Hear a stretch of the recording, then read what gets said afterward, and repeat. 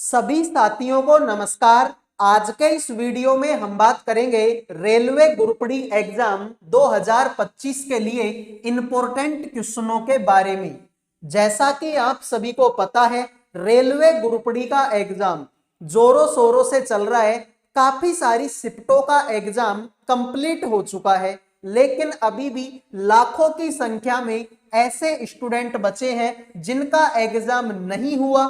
आने वाले दिनों में इन बच्चों का एग्जाम है, तो जिन भी बच्चों का एग्जाम अभी तक नहीं हुआ है, इस वीडियो को लास्ट तक देख लेना।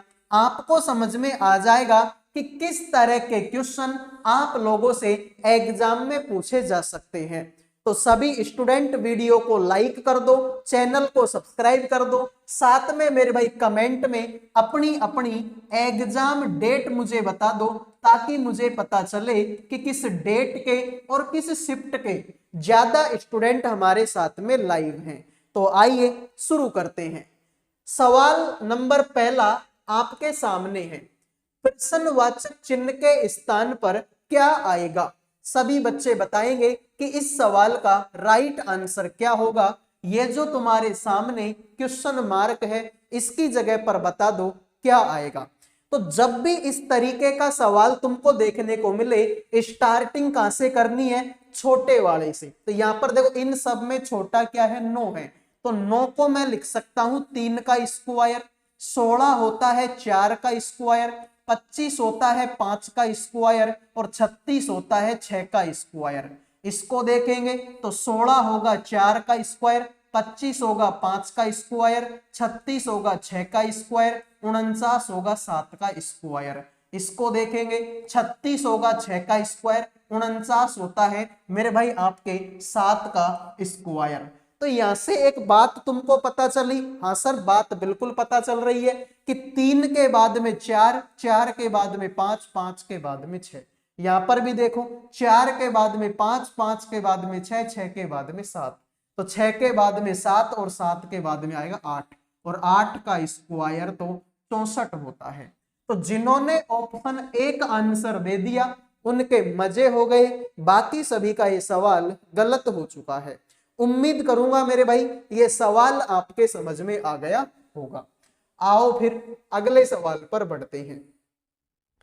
एक निश्चित कूट भाषा में लॉर्ड को 5409 लिखा गया, मोड को 4685 लिखा गया। तो बताइए, और साथ में मेरे भाई लॉर्ड को 5047 लिखा गया, उस कूट भाषा में बताइए एम को कैसे लिखा जाएगा? सभी बच्चे बताएंगे एम का कोड क्या होगा।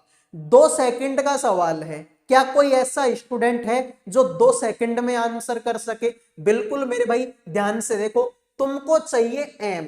मुझे ये बताओ, देखो यहां पर एल है, यहां पर ओ है, यहां पर आर भी है और यहां पर डी भी है, लेकिन हमको तो एम चाहिए और वो एम इसमें तो नहीं है।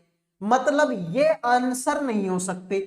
इसमें 5 भी है तो हटा दो 5 को, इसमें तो मेरे भाई 4 भी है, हटा दो 4 को। एक सेकंड भाई, ठीक है, 4 भी है तो मैंने 4 को हटा दिया। अब आगे देखो सर, एम तो इसमें भी नहीं है, इसमें एल है, इसमें ओ है, इसमें ए है और इसमें डी है।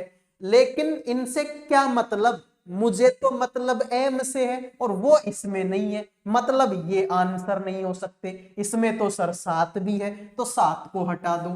यही तुम्हारे सवाल का क्या होगा? राइट आंसर होगा। अगर तुम ध्यान से देखो तो तुमको पता लगेगा कि इसमें एम है और 6 भी इसमें है, ना तो 6 इसमें है और ना 6 इसमें है। बाकी देखो 4 इसमें है तो 4 तो इसमें भी है, 8 इसमें है तो मेरे भाई 8 ऑप्शन में नहीं है, 5 इसमें है तो 5 तो इसमें भी है और इसमें भी है।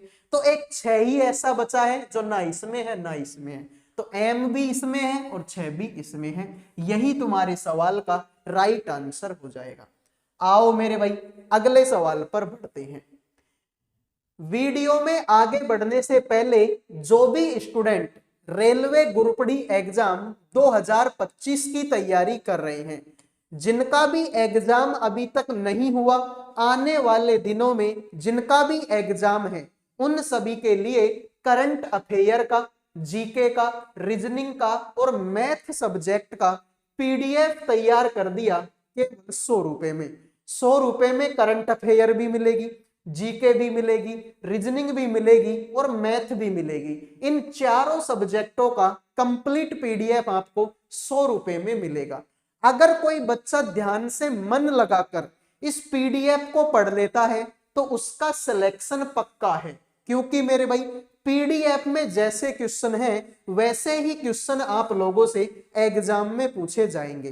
तो मात्र 100 रुपए का पीडीएफ है। जिन भी बच्चों को चाहिए इन नंबरों पे व्हाट्सएप मैसेज करके केवल 100 रुपए में आप चारों सब्जेक्टों का पीडीएफ ले सकते हो।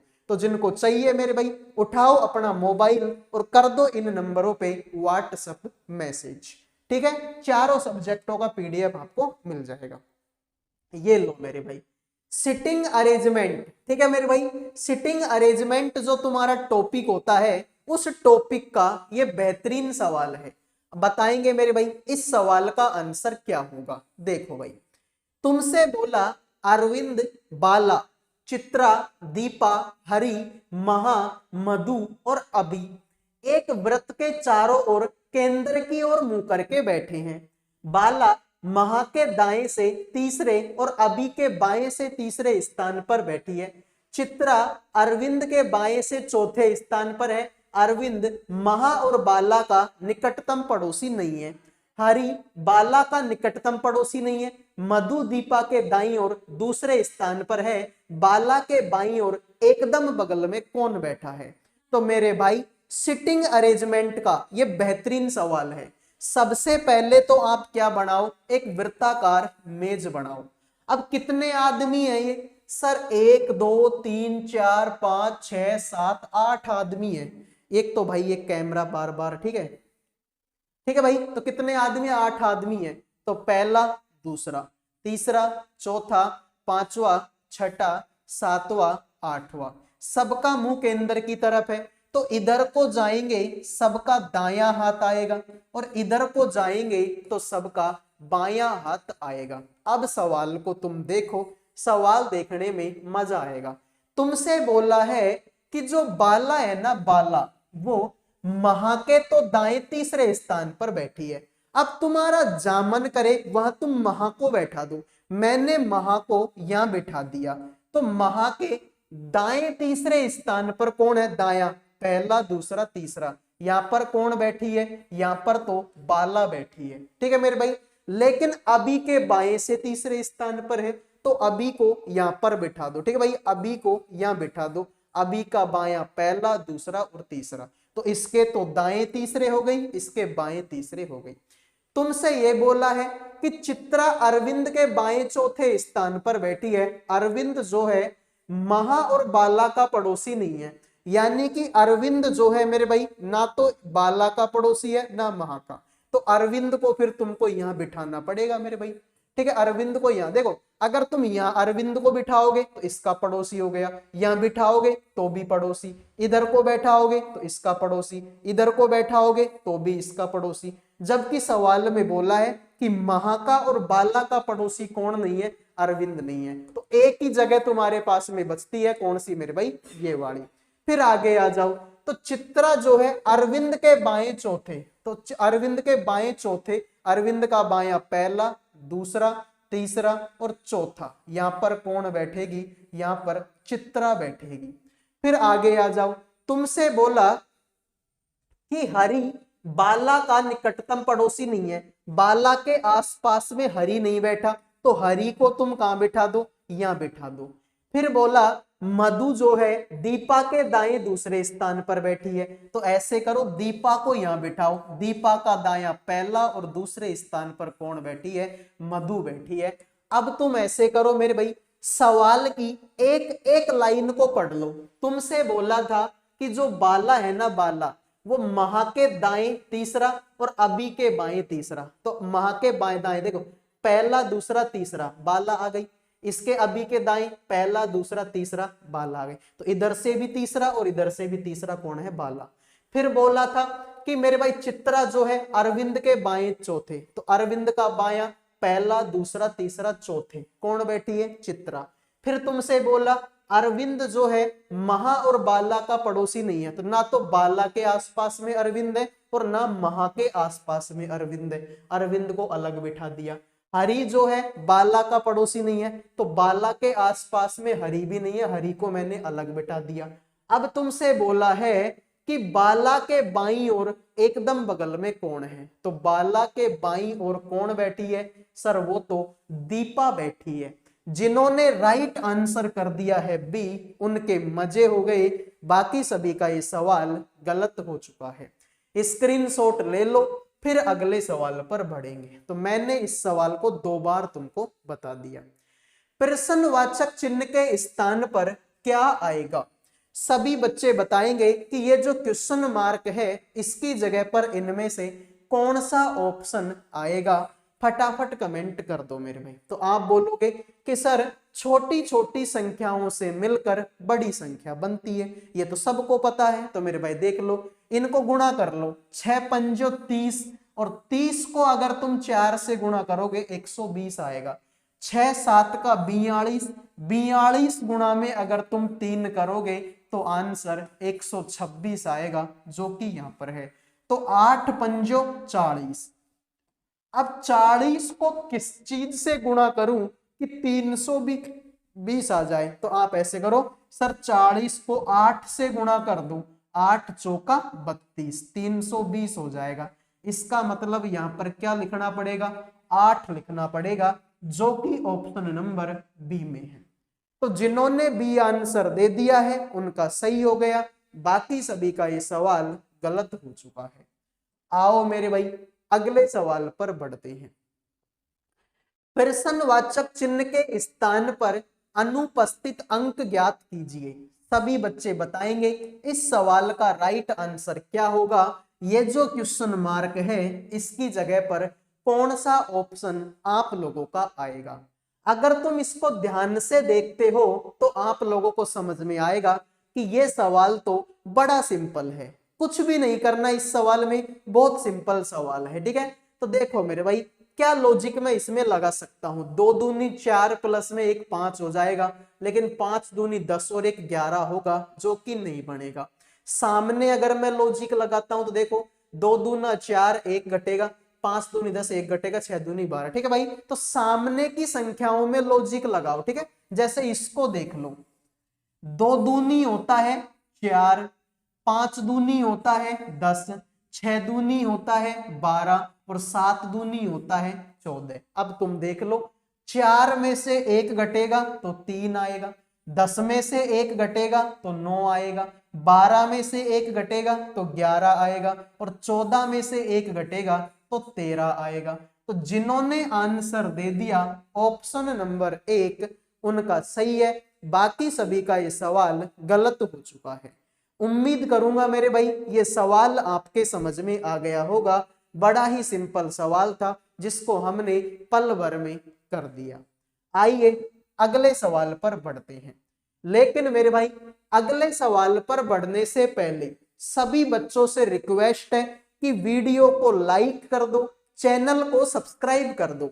लाइक सब्सक्राइब करने का कोई पैसा आप लोगों का नहीं लगता, तो प्लीज मेरे भाई लाइक सब्सक्राइब कर दीजिए। युक्ति बोल रही है, ठीक है, युक्ति तुम्हारे सामने है कि वर्ष 2020 अधिवर्ष है। वर्ष 2020 एक अधिवर्ष है। सही बात है मेरे भाई कि जो 2020 है वो एक अधिवर्ष ही तो है, क्योंकि 2020 में 4 का पूरा पूरा भाग जाता है। अब जिस साल में 4 का पूरा पूरा भाग जाता है उसकी फरवरी 29 दिन की होती है। भाई फरवरी 2 तरीके की होती है, एक तो 28 दिन वाली फरवरी और एक 29 दिन वाली फरवरी। तो फरवरी में 29 दिन कब होते हैं, यानी कि जिस साल में 4 का पूरा पूरा भाग चला जाए, जैसे कि 2020 में 4 का पूरा पूरा भाग जाता है, इस साल फरवरी कितने दिन की रहती है, 29 दिन की। जैसे 2024 था, 2024 में 4 का पूरा पूरा भाग जाता है, इसमें भी फरवरी कितने दिन की थी, 29 दिन की। तो 2020 में फरवरी 29 दिन की होगी क्या, बिल्कुल मेरे भाई होगी, बात सही है ये। वर्ष 2017 एक अधिवर्ष नहीं है क्या? नहीं है, क्योंकि 2017 में 4 का भाग जाता ही नहीं है। 2017 में 4 का भाग नहीं जाता। अब भाग नहीं जाता इसका मतलब अधिवर्ष नहीं है, इसका मतलब ये बात भी सही है यार। तो मेरे भाई 1 और 2 दोनों पूर्व धारणाएं अंतर्निहित है। सही है भाई, ठीक है, दोनों ही सही है यहाँ पर। अगले सवाल को देखो तुम। अगले में कथन बोला गया, एक माँ ने अपनी बेटी को बताया जंक फूड पर टूट पड़ना मोटापे के कारणों में से एक है। भाई एक मम्मी है जो अपनी बेटी से बोल रही है कि बेटा जंक फूड खाने से मोटापा बढ़ता है। सही बात है भाई, जंक फूड खाएंगे, पिज्जा बर्गर खाएंगे तो मोटापा तो बढ़ता ही बढ़ता है। इसका मतलब जो मम्मी है वो बेटी से सही बात बोल रही है कि जंक फूड पर टूट पड़ने मोटापे के कारणों में से एक है। तो जंक फूड से मोटापा होता है क्या? बिल्कुल मेरे भाई होता ही है जंक फूड से। यहां पर बोला रीता और गीता माँ और बेटी है। ये रीता गीता कहां से आ गई मेरे भाई? रीता गीता तो पूरे सवाल में ही नहीं है। यहां पर तो माँ और बेटी है, तो माँ बेटी तो कोई भी हो सकती है, कोई जरूरी थोड़ी है कि वो रीता और गीता ही हो। और भी तो माँ बेटी है दुनिया में, ये दोनों ही थोड़ी है भाई। दुनिया में तो बहुत सारी माँ बेटियां हैं। तो इसका मतलब सर ये गलत है, रीता और गीता माँ बेटी है ऐसा तो कहीं पर सवाल में नहीं बोला। सवाल में सिर्फ ये बोला है कि माँ है और एक बेटी है। अब माँ बेटी तो कोई भी हो सकती है भाई। अगर कोई लड़की इस वीडियो को देख रही होगी तो वो भी तो किसी की बेटी होगी, उसकी भी कोई मम्मी होगी। अब वो जरूरी थोड़ी है कि वो रीता और गीता ही हो, कोई भी हो सकती है वो तो। मतलब ये तो गलत है यार। तो केवल धारणा एक अंतर्निहित है। आइए अगले सवाल पर बढ़ते हैं।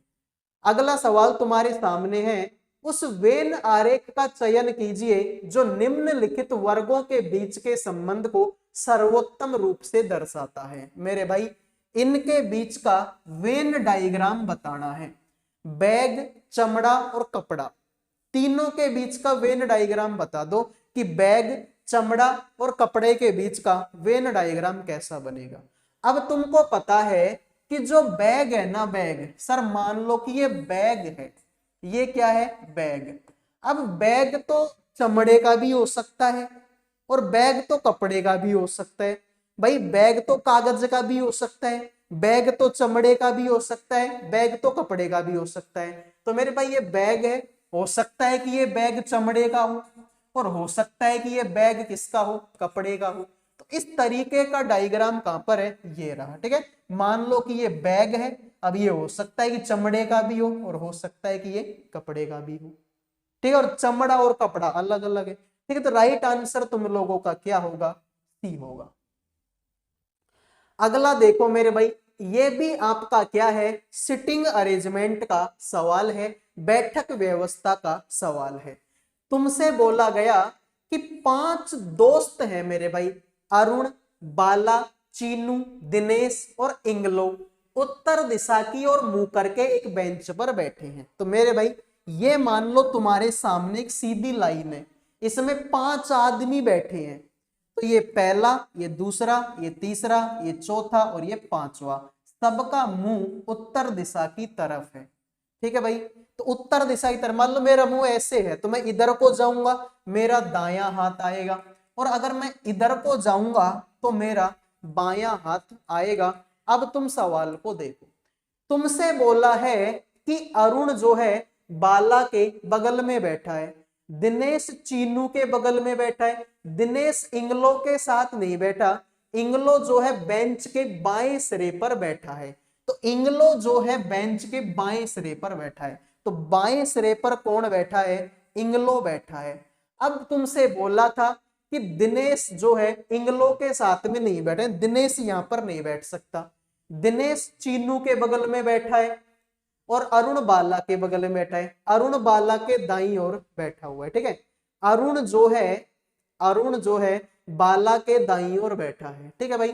अरुण जो है बाला के बगल में बैठा है, अरुण जो है बाला के दाईं ओर। तो बाला को अगर मैं यहां बिठा दूं तो बाला के दाईं ओर कौन बैठेगा? अरुण। दिनेश चीनू के बगल में बैठा है, दिनेश जो है चीनू के बगल में बैठा है, चीनू दाएं से दूसरे स्थान पर है, चीनू दाएं से दूसरे स्थान पर है, इसका मतलब मेरे भाई यहां पर कौन बैठेगा, चीनू बैठेगा।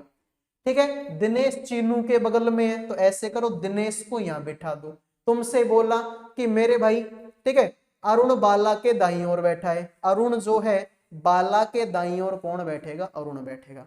अब तुम ऐसे करो, सवाल की एक एक लाइन पढ़ लो। तुमसे बोला देखो, अरुण बाला के बगल में बैठा है, बाला के बगल में कौन बैठा, अरुण बैठा। तुमसे बोला दिनेश चीनू के बगल में बैठा, चीनू के बगल में कौन बैठा, दिनेश बैठा। दिनेश इंग्लो के साथ नहीं बैठा, इंग्लो के साथ में दिनेश नहीं है, ये बात भी सही है। इंग्लो बेंच के बाएं सिरे पर है, बाएं सिरे पर कौन बैठा है, इंग्लो बैठा है। चीनू दाएं से दूसरे स्थान पर है, दाएं से दूसरे स्थान पर कौन बैठा है, चीनू बैठा है। अरुण बाला के दाईं ओर बैठा है, अरुण जो है बाला के दाईं ओर अरुण बैठा है। दिनेश कहां बैठा है, सर दिनेश तो दाएं छोर पर बैठा है, तो दाएं छोर ऑप्शन नंबर 1। दिनेश कहां पर बैठा है, दाएं छोर पर। तो जिन्होंने आंसर दे दिया ऑप्शन नंबर आपका क्या, ऑप्शन नंबर आपका 1, उनके मजे, बाकी सभी का गलत। आओ फिर अगले सवाल पर बढ़ते हैं। ये लो मेरे भाई, एक और आपका सिटिंग अरेंजमेंट का बेहतरीन से बेहतरीन सवाल। तुमसे बोला है मेरे भाई कि अर्जुन, बानु, कीर्ति, दीपन, हरिणी, बसंत, गायत्री और कुमार कितने आदमी हो गए मेरे भाई, 1 2 3 4 5 6 7 8। एक वृत्त के चारों ओर केंद्र की ओर मुंह करके बैठे हैं। ऐसा ही सेम सवाल हम थोड़ी देर पहले करके आए हैं। ठीक है भाई, तो देखो सबसे पहले तो ये मैंने वृत्ताकार मेज बनाई। ठीक है, सबसे पहले तो वृत्ताकार मेज मैंने बना ली।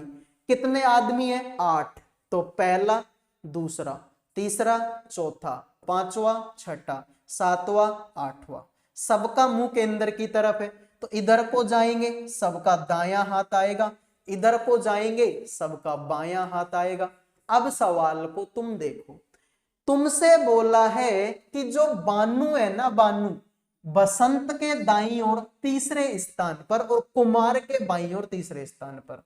तो मेरे भाई मैंने बना लिया कि बसंत मान लो यहां पर बैठा है, तो बसंत के दायां तीसरा, दायां तीसरा, पहला, दूसरा, तीसरा, यहां पर कौन बैठा है, बानु बैठा है।